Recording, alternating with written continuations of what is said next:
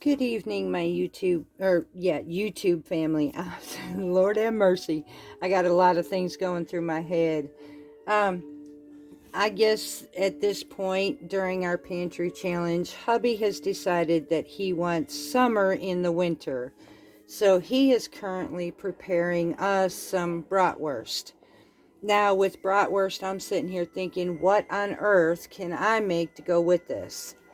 So, I had in my refrigerator some cauliflower florets, and I am going to be making a mock potato salad using cauliflower instead of potatoes. And honestly, y'all, I was shocked when I first tried this. Even my husband, when we first tried this, we were actually amazed at how good this really is. So I am going to be preparing that, and while I do this, I'm going to be sharing with you how to make it. I am currently at this moment taking and cutting my cauliflower florets into bite-sized pieces, somewhat like you would do for potatoes. So, and I had already started this. I'm going to be cooking these in my oven. It would help draw out the extra moisture so it does not leave for a water-based type of potato salad. And it cooks the cauliflower tender. You can choose to boil these if you wanted to instead of baking it. I've done that before too, but I'm going to go ahead and bake it this time. So after I get this prepared, I am going to be putting this on a cookie sheet, and I'm going to take it one step at a time. So I am going to prepare my cookie sheet so I can get ready to show you how to do this part. Okay, so I have my parchment paper lined baking sheet. The oven has been preset for 375, and I am going to take this cauliflower right now. Oh, and I'm going to sprinkle in or drizzle in some olive oil. I just want to do a light coating of olive oil. I'm going to be adding some garlic salt. You can add just regular salt and then garlic powder. I'm just going to use the two, and this is my homemade garlic salt. Now I'm going to add freshly ground black pepper.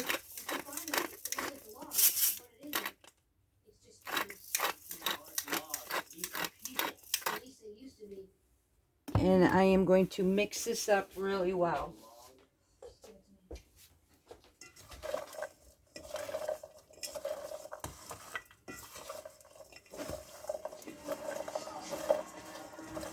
If you find that your cauliflower is not coated just enough, we want to get a light browning to it. So if you have to add more, go ahead and add some more. This is basically how you're gonna, your own preferences and stuff. So, and it looks like I coated this really well. I don't want to get it too coated where it burns it either. So, and I will be watching this.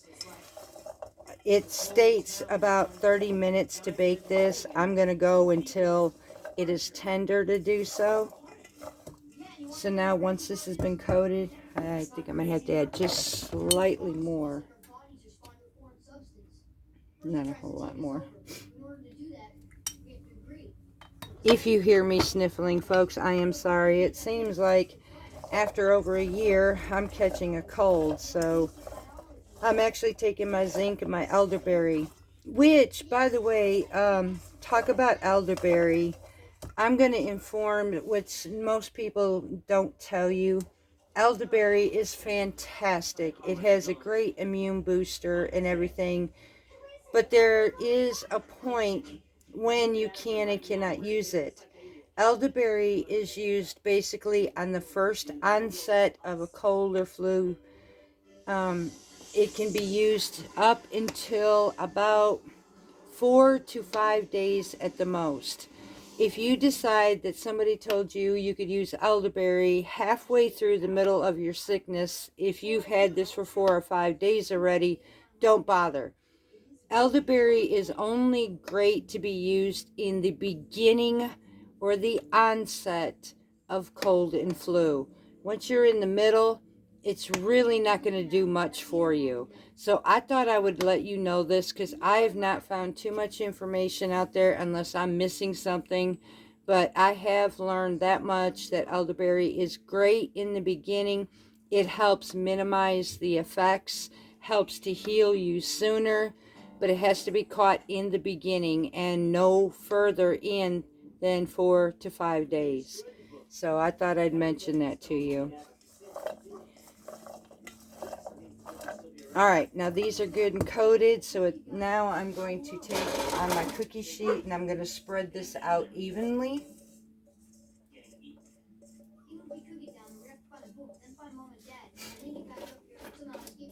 Make a single layer out of this. This is going to make a nice amount of potato salad for just hubby and I. And this will, unfortunately, not last. So it goes quick. It actually, like again, I was really surprised, but this actually tastes really good. So now we got this done, and I'm going to pop this in the oven for approximately 30 minutes or until fork tender.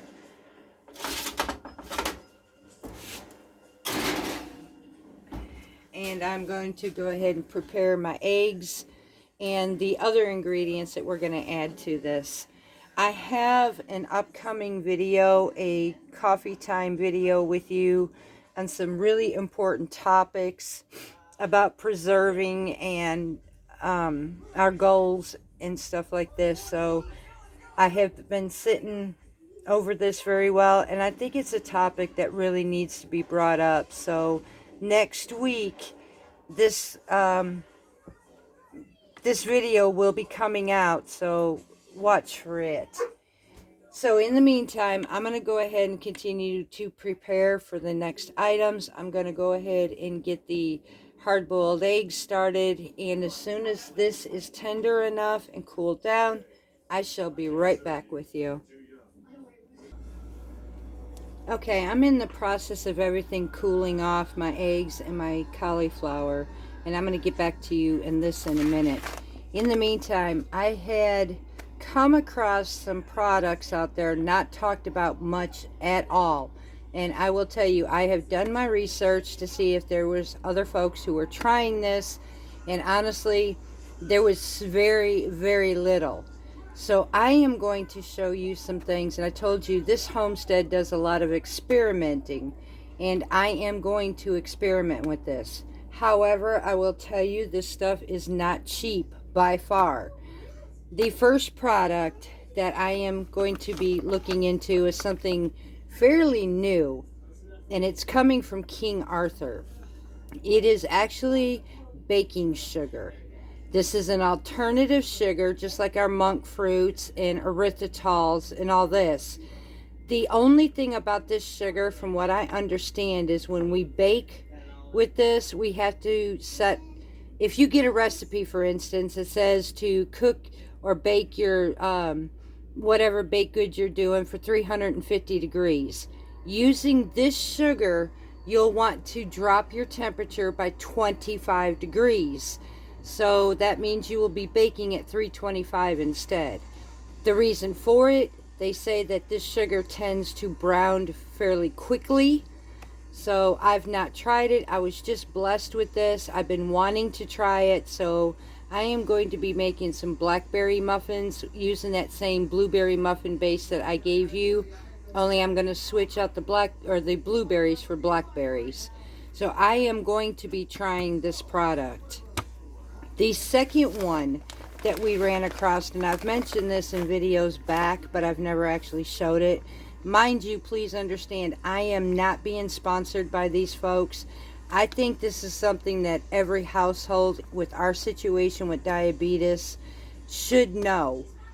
So this next product, we pretty much know all variations of rice. White rice, brown rice. It's really high on the glucose level in your blood sugar. We did happen to find a rice that is low glycemic index. It has 53 more protein in it, and this is more of a diabetic friendly rice, however, in moderation. So this place is American made. It's actually called Parish rice. It's out of Louisiana. I have tried this by making my grandmother's stuffing my husband absolutely loves for Thanksgiving, and to my amazement, it really literally blew me away. Now, this is not saying this is going to work for every diabetic, so please understand that. Know your body, do your own testing. But this rice right here actually did not tamper with his blood sugar much, and for a rice, that really blew me away. So I thought I would share these. I'm thinking, if I'm not mistaken, this rice here, it's 32 ounces or 2 pounds. This stuff here, I'll have to look back. I'll put a link to it in the description below. I can't remember how much I paid for this. It wasn't cheap though. And it's the King Arthur's baking sugar. This is only 12 ounces. Now this, I do know, this is like $9.99 a bag, y'all. So make your decisions on what you'd like to do. But I thought I'd offer these two for you to try should you want to on your, with your family. I have been really surprised with this rice, and it is the one rice that we will put on our homestead that I know we can use in moderation. The baking sugar, I have not started using it yet. I am going to sometime this weekend be making muffins, and I am going to try this. The other thing they say about this sugar is there is zero aftertaste in this. So this is what intrigued me, because we all know a lot of these alternative sugars have that cooling after effect.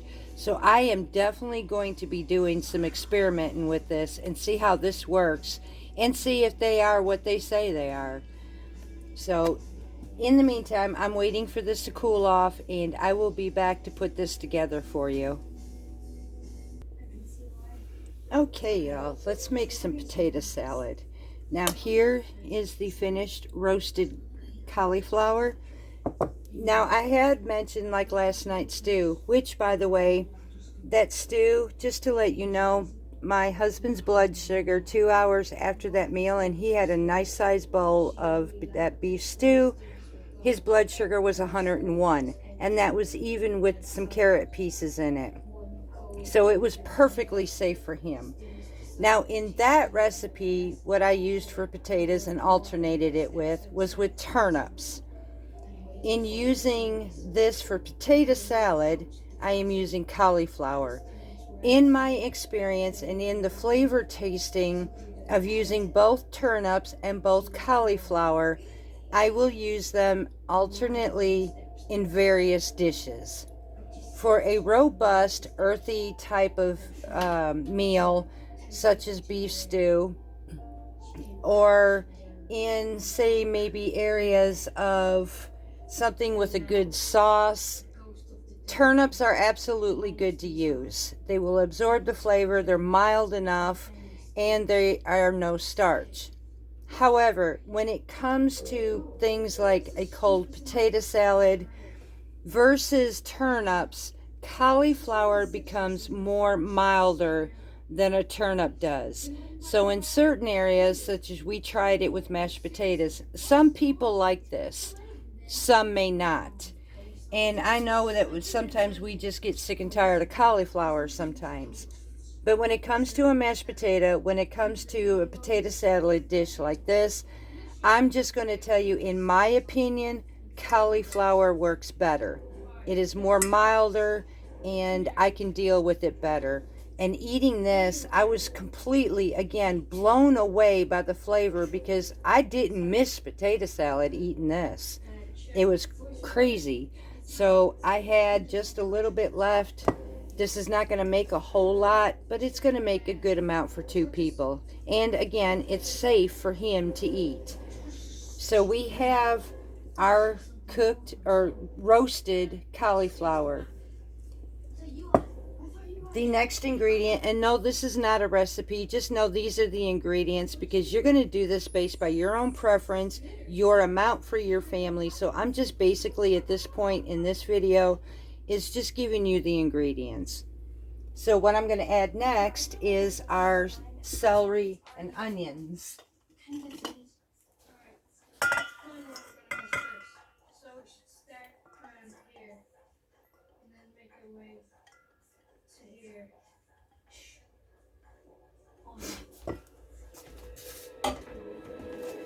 Now I'm going to add my chopped eggs, which you could choose to do this last if you wanted to.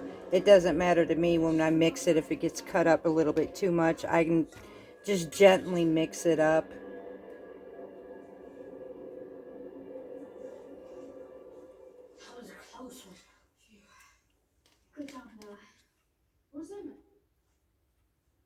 I'm going to start out with 3 of these and see if we want more or not. 3 looks like a good number, so I'll find out here in a bit. The next ingredient I'm going to use is actually our homemade dill pickle relish. The reason I decided to do the homemade is because there is absolutely no alternative or regular table sugar in this at all. It's nothing but straight dill. So I got tired of messing with the stuff from the store and just made our own. So I'm going to add some of this dill relish. This is actually our first jar that we opened. And it did great. I'm actually really surprised, but it did really good. So there's our relish. Our mustard, you can choose Dijon or yellow mustard in yours. I am, of course, using our Dijon mustard because to me this has got an amazing flavor base. So I'm going to use the Dijon mustard in this.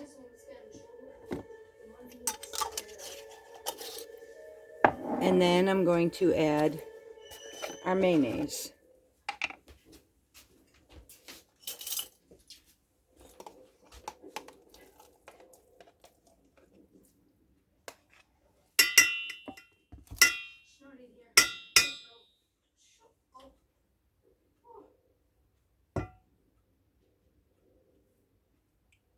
And then mix this all together. When you go to a barbecue, for most diabetics, actually my husband thought he could never have potato salad again. And a friend introduced this to me and I thought, well, how strange is that?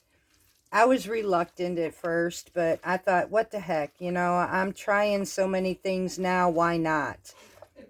So I decided to try it.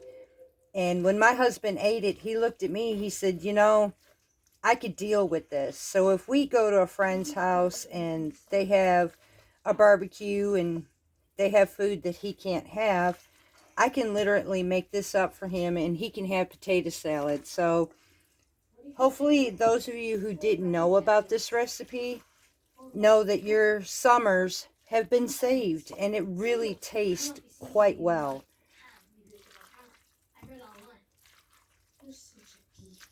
And that's it. Now I will show you what this looks like. And I mean, it looks just like potato salad, y'all. And it tastes like it too. So I'm going to go ahead and pause this and I'm going to bring you over to show you what this looks like. And there we have it. You can set up your potato salad any way you absolutely like. You can roast your cauliflower, or you can boil it. Again, either way, your preference. I am going to try the roasted. I've never done that before. I think it would bring out more flavor than just the boiled part of it. Plus, it did take out some of that liquid in it. So I've got a really nice chunky potato salad mock.